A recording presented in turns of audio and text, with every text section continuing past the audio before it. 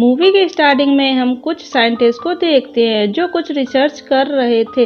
तभी उनके पास एक घायल आदमी आकर उनसे मदद मांगने लगता है। वो कुछ समझ पाते इससे पहले एक मूंटन आकर उन्हें कुल्हाड़ी से मार देता है। उसके बाद उनकी बॉडी को अपनी कार में बांधकर ले जाता है। अब कहानी प्रेजेंट में आती है। हम देखते हैं उस डिजर्ट को जहां एक गैस स्टेशन है। उसका ओनर जेफ अंदर सो रहा था। तभी उसे बाहर से कुछ आवाज आती है।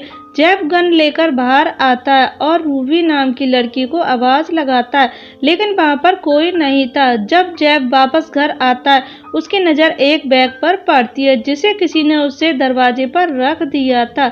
जेफ चिल्लाकर बोलता है, मैं तुम्हारी मदद नहीं करूंगा।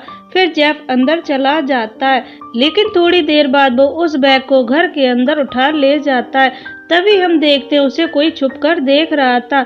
उस बैग में कीमती सामान था और उसी के साथ एक कटा हुआ कान मिलता है जो उसी लड़की का था जिसका वो बैग था। यहाँ हमें पता चलता है कि जेफ उन मूटन के लिए काम करता है।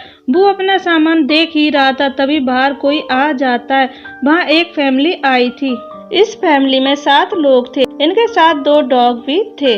वो लोग ऑयल डालकर वहाँ से जाने लगते हैं। तब सैफ उन्हें पहाड़ों के बीच का एक शॉर्टकट रास्ता बताता है जो मैप पर था ही नहीं। फिर भी बॉब उस रास्ते पर चल देता है। कुछ दूर जाने के बाद उनकी गाड़ी पंचर हो जाती है। तभी उनके कुत्ते पहाड़ों की तरफ भागने लगते हैं। बॉबी उनको पकड़ने जाता है। इधर बॉब समझ रहा था कि ये सब हाई टेम्परेचर की वजह से हुआ है। बॉबी अपने डॉग को वापस लाता है। पहाड़ों से छुपकर उन्हें कोई देख रहा था। बॉब फैसला करता है कि वो गैस स्टेशन से मदद लाएगा और डॉग आगे जाकर किसी से मदद लाएगा। बॉबी यहीं पर रुकता है। बॉब अपनी सेफ्टी के लिए एक गन रख लेता है और एक गन बॉबी को देता है। कुछ देर बाद बेंड्रा वैन का दरवाजा खोलती है। तभी उनका एक डॉग बाहर भाग जाता है। बॉबी डॉग के पीछे पीछे जाता है। थोड़ी दूरी पर उसे खून दिखाई देता है। वो देखता है कि उसके डॉग को किसी ने बुरी तरह मार दिया था। बॉबी ये देखकर डरकर भागता है। भागते भागते बॉबी पहाड़ से नीचे गिर जाता है जिससे बॉबी बेहोश हो जाता है। तभी वहां पर एक लड़की आकर बैठ जाती है और यहाँ हमें पता चलता है कि यही रूबी है जिसे शुरुआत में सैफ आवाज दे रहा था। रूबी बाकी मूटन की तरह नहीं है। रूबी बॉबी को अपने भाई से बचा रही थी। इधर डग चलते चलते पहाड़ के आखिरी सिरे तक पहुंच जाता है जहां पर उसे कई गाड़ियां खड़ी मिलती हैं।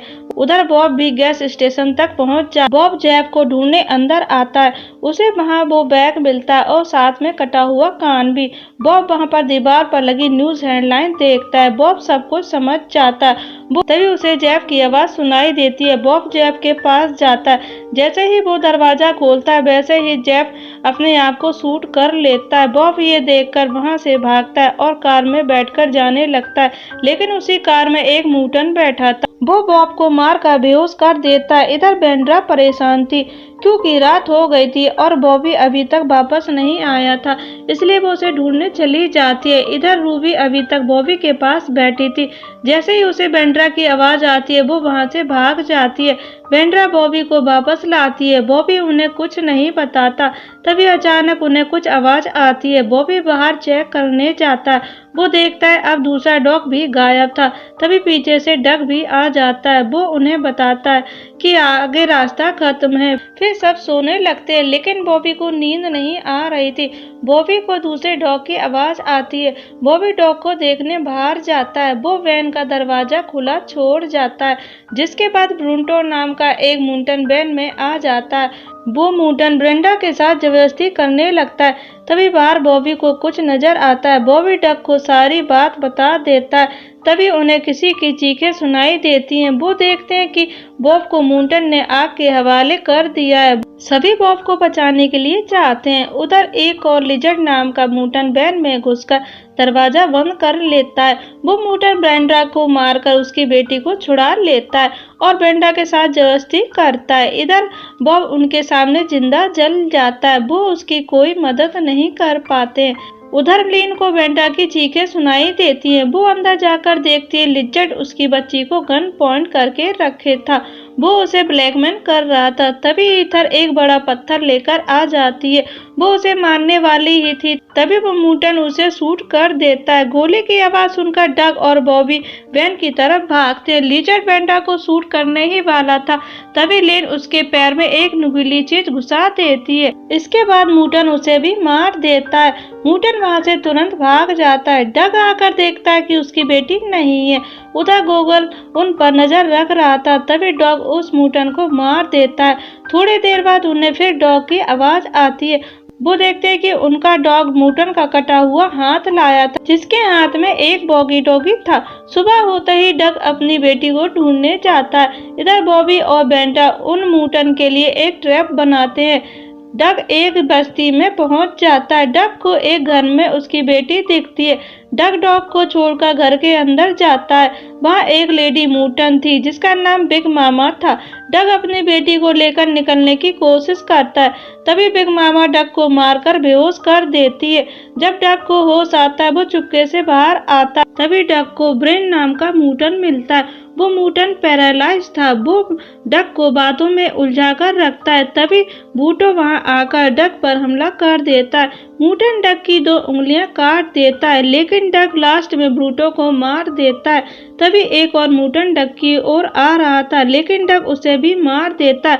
ब्रेन वॉकी टॉकी पर कैथरीन को मारने को कहता है, तभी बॉबी का डॉग वहां आकर ब्रेन को मार देता है। डग अपनी बेटी कैथरीन को ढूंढता है। रूबी उस बच्ची को बचा रही थी, तभी लिजर्ड रूबी को वहां से भगा देता है। वो मूटन कैथरीन को मारने वाला था। मूटन देखता है कि कैथरीन की जगह एक पिग है, क्योंकि रूबी कैथरीन को लेकर भाग गई थी। उधर ईथर की बॉडी कार से गायब हो गई थी। बॉबी ईथर को ढूंढने जाता है। वो देखता है कि जेवेटर नाम का मूटन ईथर को खा रहा था। जेवेटर बॉबी को देख लेता है। बॉबी वहां से भागता है। बॉबी मूटन को अपने ट्रैप में फंसाने में कामयाब हो जाता है। वो मूटन मारा जाता है। इधर रूबी कैथरीन को डग के पास लेकर आती है, लेकिन तभी लिजर्ड वहां आकर डग पर हमला कर देता है, लेकिन डग उसे भी शूट कर देता है। रूबी डग को कैथरीन देती है, तभी मूटन फिर से खड़ा हो जाता है। मूटन डग को शूट करने ही वाला था, तभी रूबी भागकर मूटन को नीचे गिरा देती है। रूबी भी साथ में गिर जाती है, जिससे दोनों मारे जाते हैं। इधर बॉबी देखता है कि जेविटर अभी भी जिंदा है। तब बेंटा मूटन को कुल्हाड़ी से मार देती है। बॉबी और बेंटा डग के पास भागकर जाते हैं। एक साथ सभी गले मिलते हैं, लेकिन हम देखते हैं कि अभी भी कोई उन्हें देख रहा था और यह मूवी यहीं खत्म हो जाती है।